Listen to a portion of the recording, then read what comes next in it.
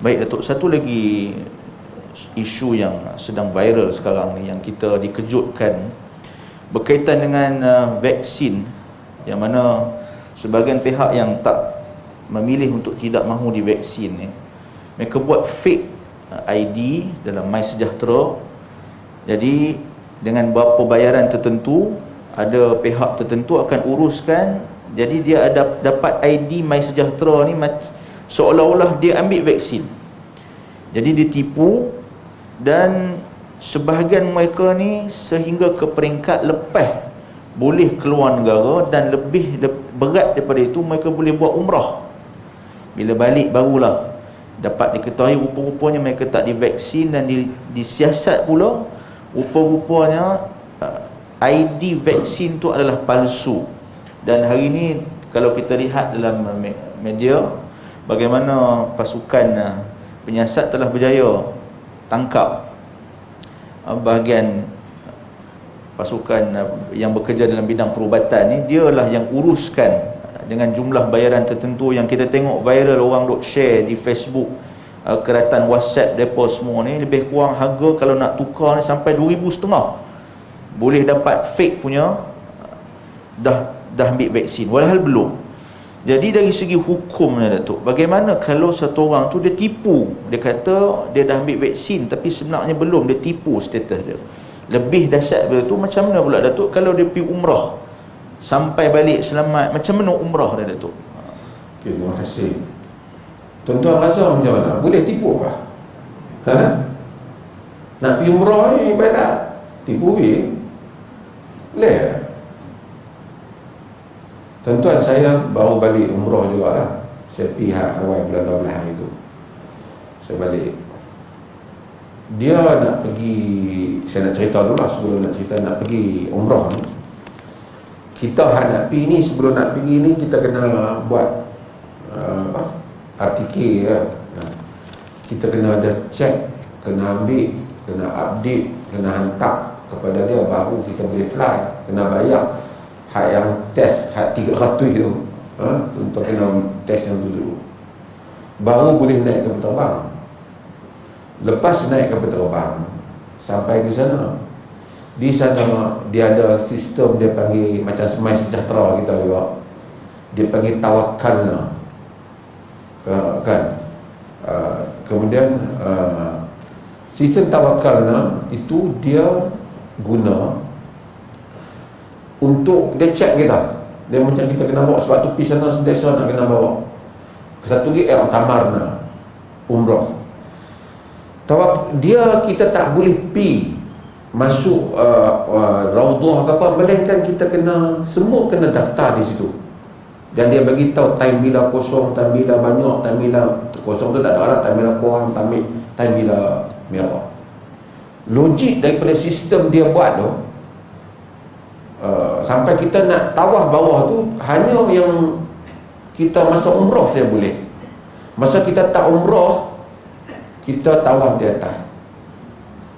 Kita tawaf yang betul di Kaabah, tuan-tuan tengok tu, semua orang yang kena pakai pakaian umrah. Dia tak benar kan. Melainkan sebahagian orang dia tipu lah. Dia pergi pakai pakaian umrah, kain ihram, dia pergi tawaf situ. Sebenarnya dia tipu lah. Tapi dia hanya nak bagi orang yang tak mau ni, tak mau crowded, tak mau zahmah. Okey. Bila kita nak naik kapal terbang balik, dia test lagi sekali. Suppose naik kapal terbang tu semua okey lah kan. Bila sampai KLIA, sekali lagi dia test. Tu test kita tu 2-3 hari ya, baru keluar keputusan. Saat ni kita nak potong gelang, kena balik, kita kena kuarantin. Sekali lagi kita test. Okey. Ikut-ikut tu macam banyaklah test dia. Arab Saudi, tuan-tuan, masa saya ada pilih kes dia lebih kurang 30 lebih, 40 lebih keseluruhan Arab Saudi.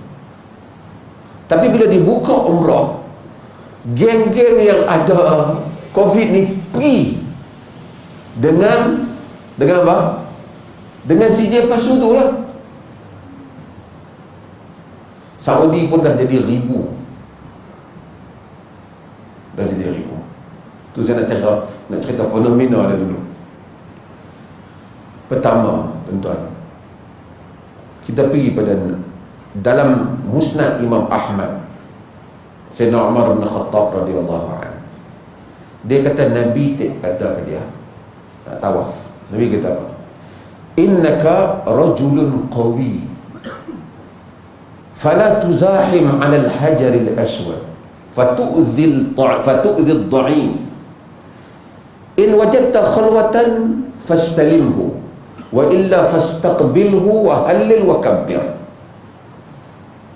Nabi kata, Omar, kau ni orang kuat, rajul qawi, jangan duk pi mempuh pi berasak di masjid di Hajarul Aswad tu.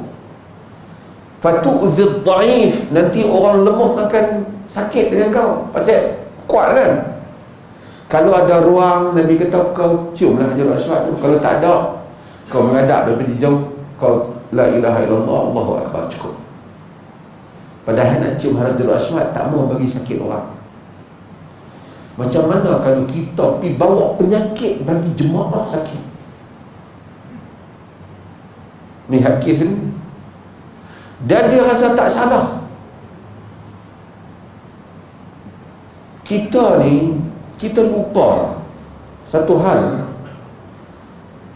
Agama ni bukan dia tanya hubungan kita dengan Allah ya. Hubungan kita dengan Allah dan hubungan kita dengan manusia.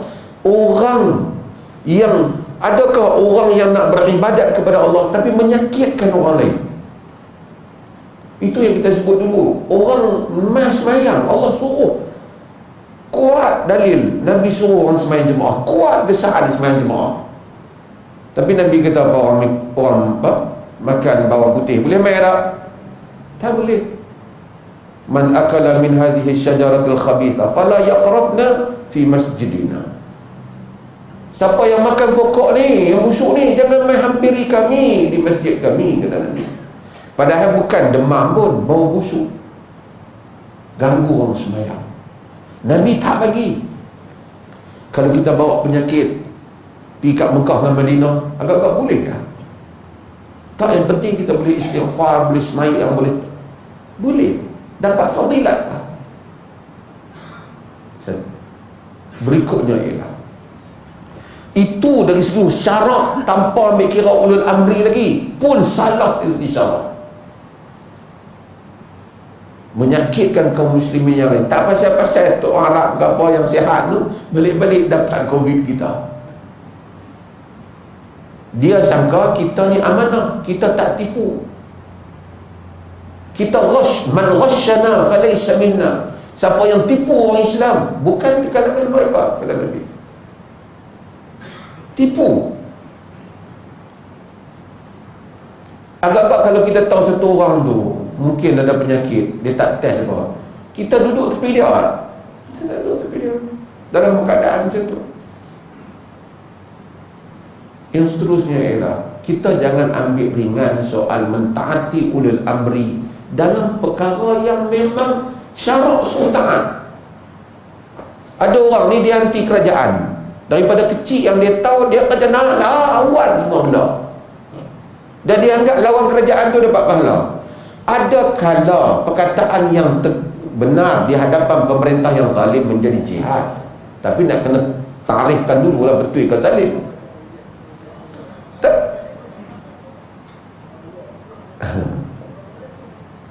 Ada apa? Ada.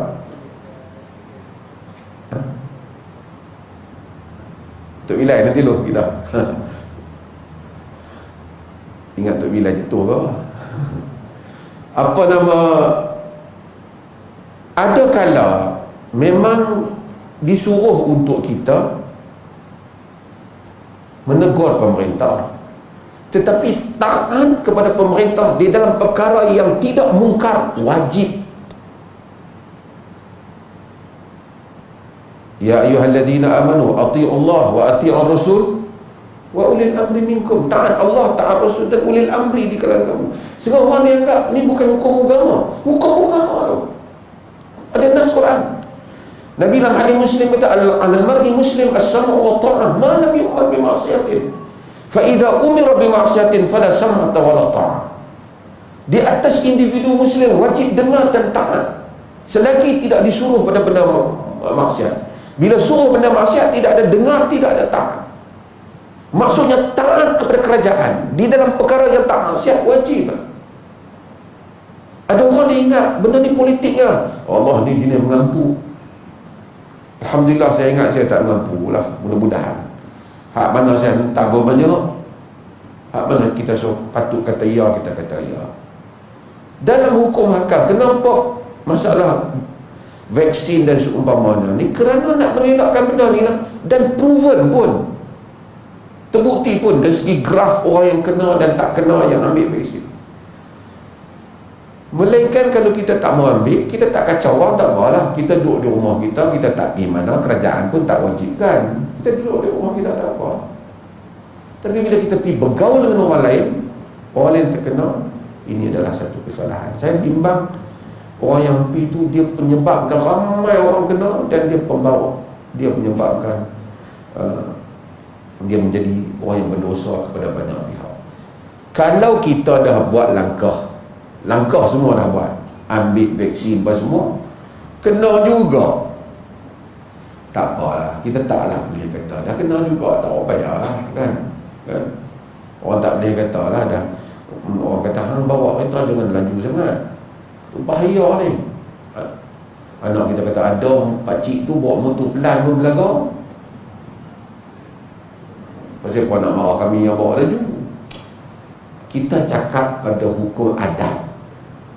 Nak jadi luar daripada, bila jadi setelah kita mengambil langkah luar daripada kebiasaan kita, luar pada jangkauan kita, itu tidak salah di sisi syarak.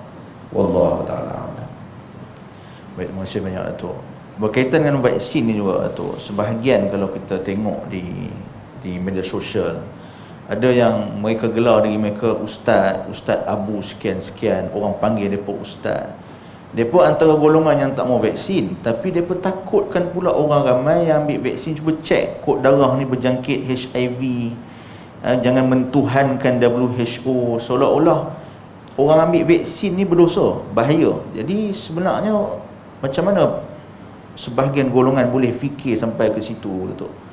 Betul ke bahaya vaksin sebenarnya?